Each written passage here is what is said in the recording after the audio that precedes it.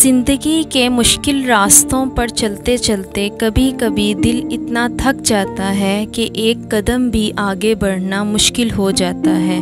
लेकिन यकीन कीजिए कि हमारी थोड़ी सी हिम्मत करने से चंद कदम आगे ही कामयाबी हमारा इंतज़ार कर रही होती है।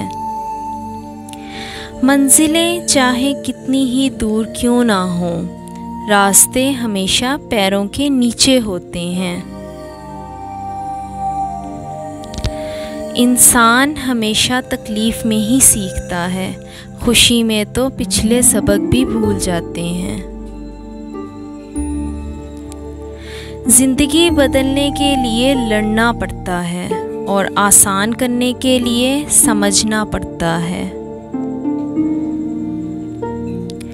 लोग तुम्हारी राह में हमेशा पत्थर फेंकेंगे, अब ये तुम पे है कि तुम इन पत्थरों से क्या बनाते हो, मुश्किलात की दीवार या कामयाबी का पुल।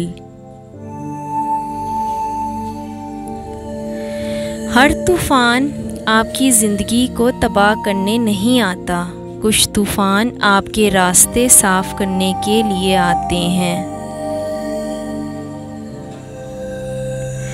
अगर सूरज की तरह चमकना है तो पहले सूरज की तरह तपना सीखो। मेरे दोस्त, हार और जीत तो अपने अंदर होती है, मान लो तो हार है, ठान लो तो जीत।